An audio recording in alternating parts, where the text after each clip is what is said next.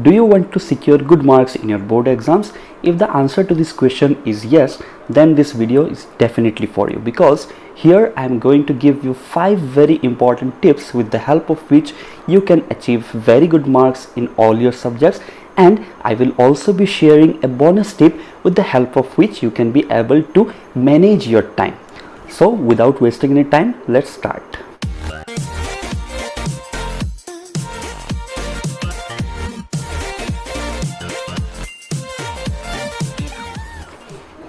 So the first tip from my side is that we must be very much familiar about the syllabus that we are gonna study, because there are many students who just keep on studying and they don't have a very clear idea about the syllabus of their subjects.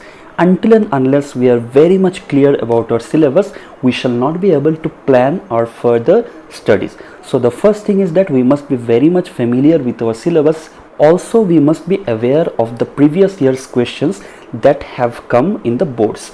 Look, there are many students who will start solving the previous year's questions just a couple of months before the examination, but according to me, we should start solving the questions, that is the previous year's questions, right from today, because whenever we try and solve those previous year's questions, we get a clear idea how the exam is gonna be, what are the questions that are likely to come, what will be the mark scheme, what will be the weightage of marks against each topic. So we get a rough idea, and gradually as we keep on solving these questions, we become very familiar to each and every question, and which in turn will give us a clear idea about the marking and the type of question and the question pattern that is gonna come in the exams. So the first tip is that be familiar with the syllabus and solve as many previous year's questions of the board as possible. The second tip is that you must follow a fixed routine.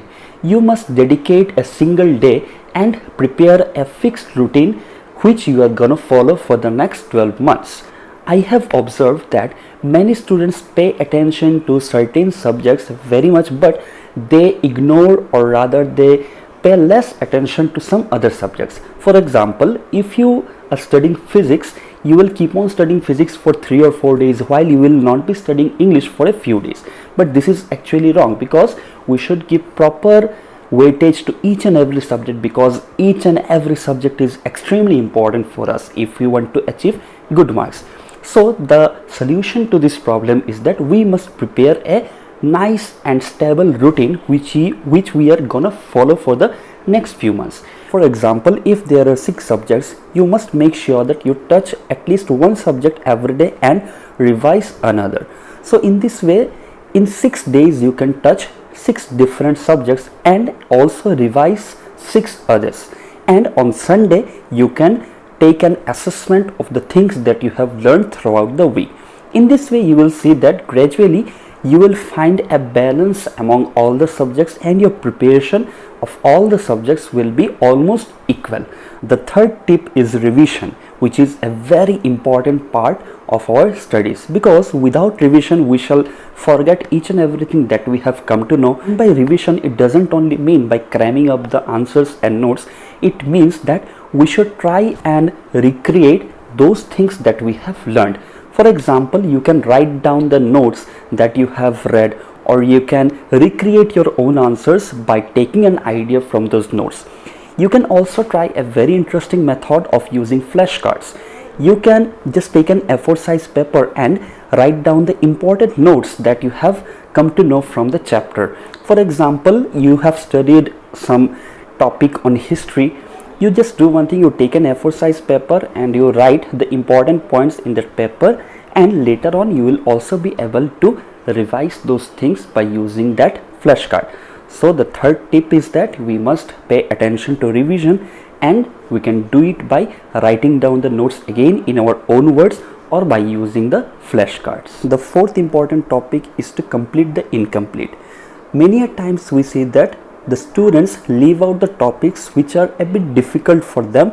They think that I'll complete it later on, but most of the times such topics remain incomplete till the time of the exam also. So we must learn to face the bull by its horns. We must make sure that we complete the difficult topics at first, so that we remain relaxed and get a burden off our head, because until and unless we clear out the difficult topics, it won't be easy for us to complete even the easy topics. So the topics that we have problems in, we should complete those topics first so that we can complete the rest of the topics in a very relaxed way. So the fourth tip is that we should complete the incomplete topics. The fifth tip is self-assessment. Yes, assessment is a very important part of our overall learning, because until and unless we make an assessment of our total learning, the whole procedure will be incomplete. No matter how many tests we attend at school or at tuition, but self-assessment is the best way to assess our learning. The best method of self-assessment is a bit related to tip number 1. We may try and solve the previous year's questions, certain question banks, and the questions that are generally asked in exams.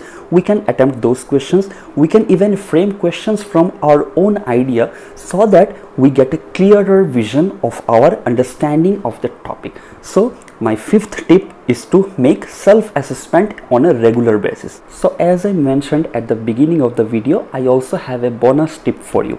This tip is known as the 55 plus 5 minute method.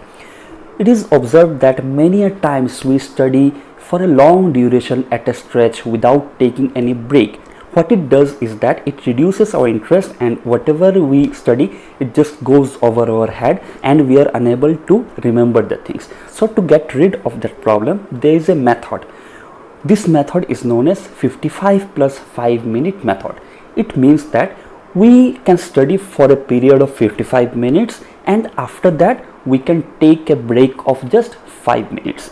In that 5 minutes, we can just have a walk around the rooms of our house, or just go to our terrace, or just have a cup of coffee, or take a water break. We can also listen to our favorite music, but we must make sure that we should not come to social media. We should not check our WhatsApp messages or come online, because if we come online in social media or we check our social media messages, this 5 minute break will get converted to 50 minutes. So we don't want to miss the time. So in order to not miss the time, that break should just be of 5 minutes, and we should again come back and sit for study. This will help us enhance the power, and it will just refresh our mind, and we shall be able to study everything very nicely then, and everything will be very much interesting to us.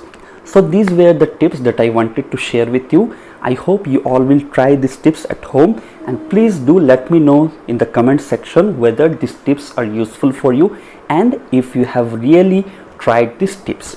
So thank you for watching the video. Stay tuned to English Gyan for more such videos. Keep watching and keep sharing. Thank you.